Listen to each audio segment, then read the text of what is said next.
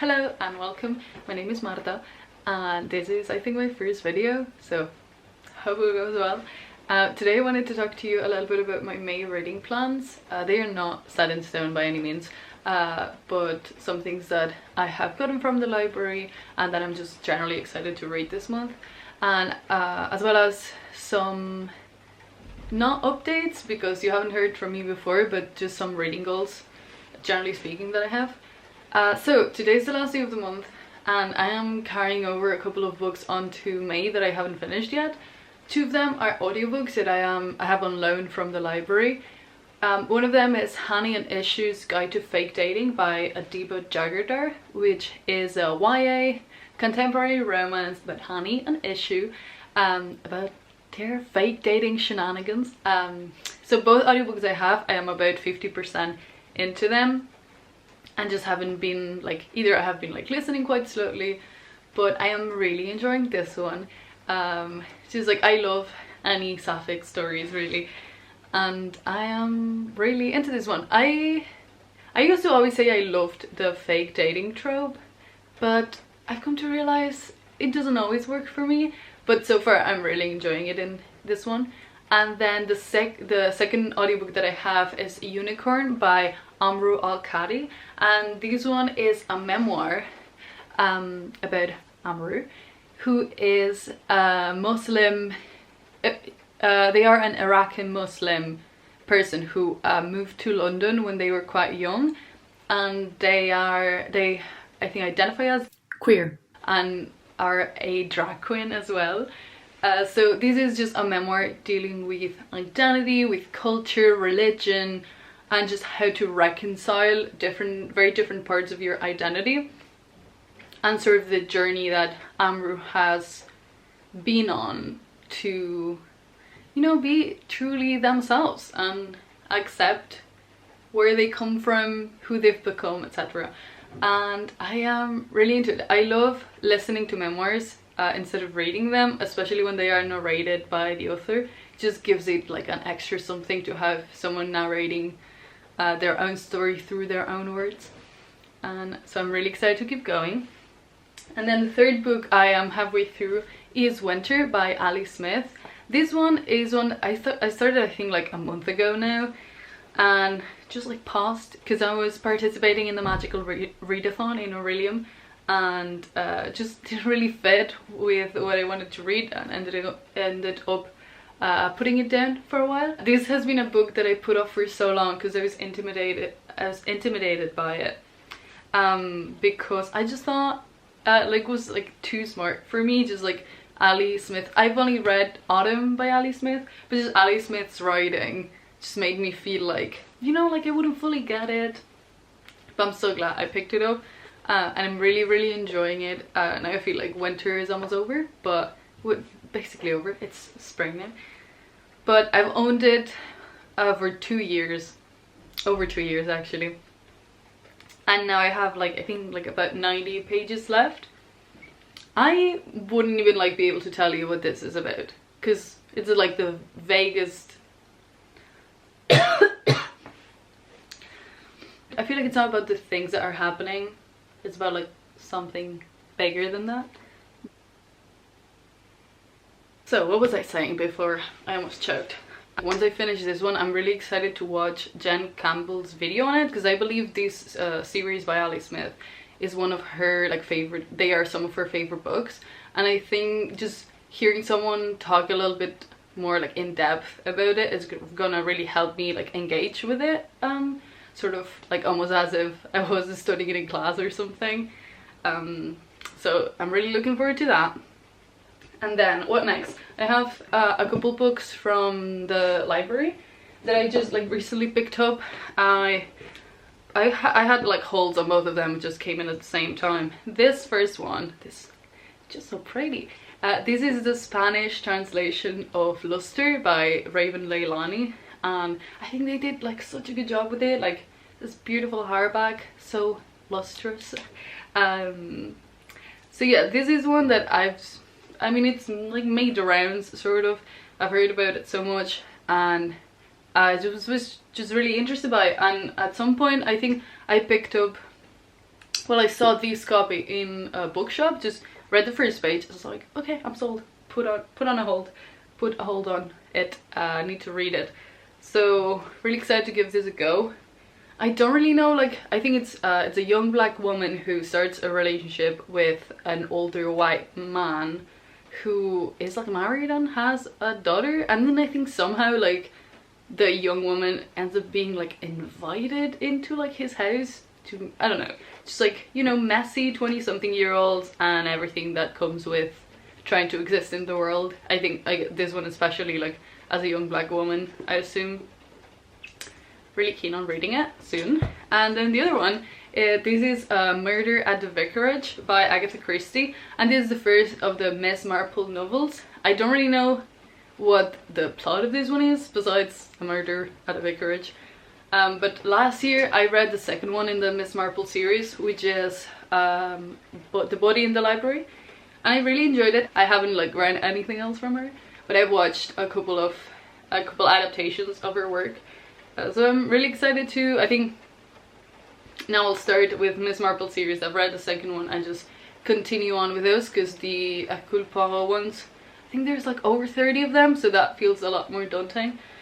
Even if you can read them like out of order and everything, but something about, if there's a series, if there's an order to it, I just want to follow it. So yeah, I'm really excited about these two. And then just a couple of books that I own that I'm excited to get to soon. I have here, this is my copy of Emma by Jane Austen. This one is just one that I found like secondhand. It's like really small and floppy and cute. And also it says on the back that it used to be 85p in the United Kingdom. When did books get so expensive?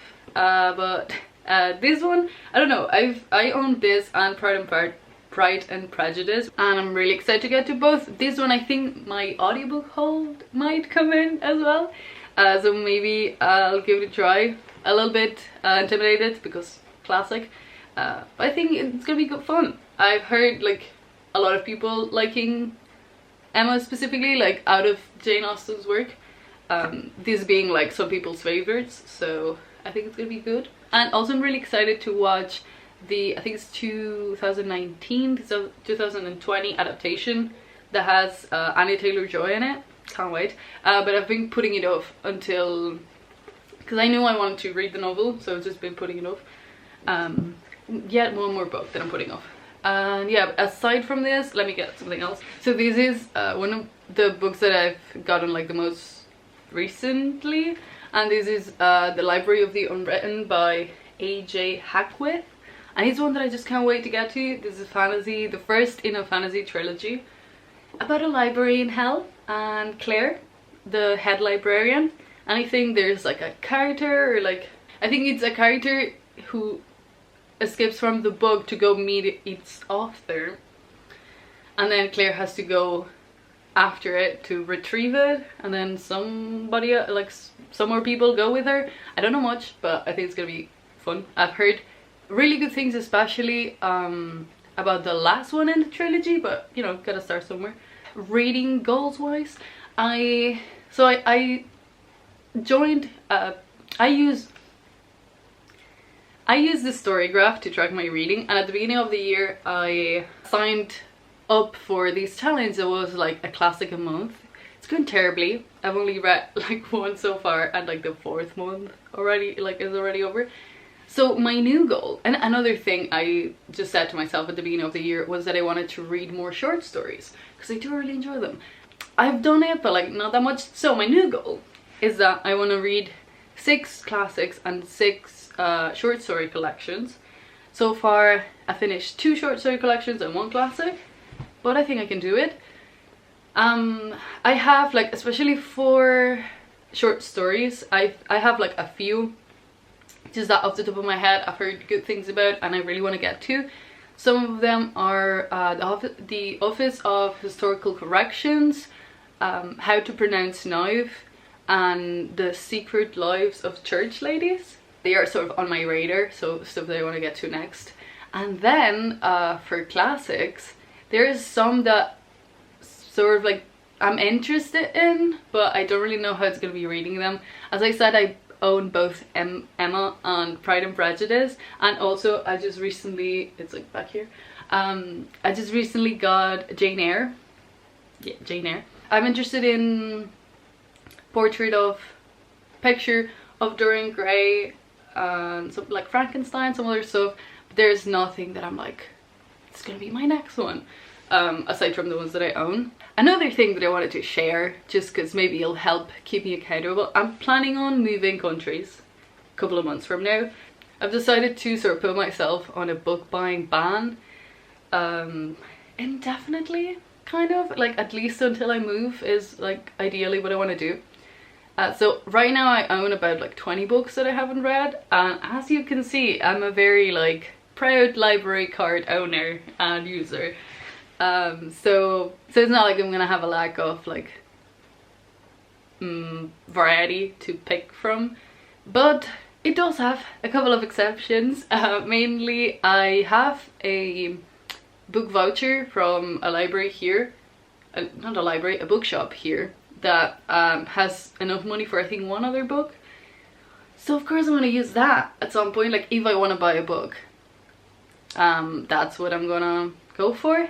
And then pre-orders don't count. Like there's a few books that are coming out later in the year, new books, but also just books that are coming out paperback that I really want to get. So if I buy a book but the book is not here and it's not adding to my TBR currently, it's fine to get it.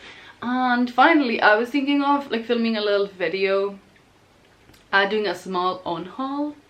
And so the books I have in English, I take to this English secondhand bookshop that gives me like bookshop credit when I bring books in. It's not much, but I think like if I do a little unhaul, I will have enough money to then get one book without paying for it. So might do that, but that's the third and last exception. Because I was thinking of allowing myself like maybe one or two. Oh wait, that wasn't the last exception. Last exception is that I am going on 2 really small trips next month in June, and every time I go to a new place, I love browsing bookshops and I like just buying one book as like a little token of my trip. So might do that, but like just let's do one book for each. Is this a ban really? So one book from my voucher, pre-orders don't count, maybe a second-hand book if I get bookshop credit, and 2 books from my trip. I think that's okay. I've been reading like 5-6 books a month so far this year, so my goal is to get my TBR like hopefully closer to 5 than 10 by the time I have to move. But I think it's gonna go. I think it's gonna be fine. I think it's gonna be great. So anyway, these are like generally my reading plans. Kind of messy. My like updated reading goals, my library books. Thank you so much if you watch this whole thing. Thank you so much. I appreciate it greatly, and I would really like for you to stick around, see more of my face, talk to me about books so I can stop pestering my friends in real life and my partner and my family. So yeah, thanks so much, and I'll see you soon. Adios.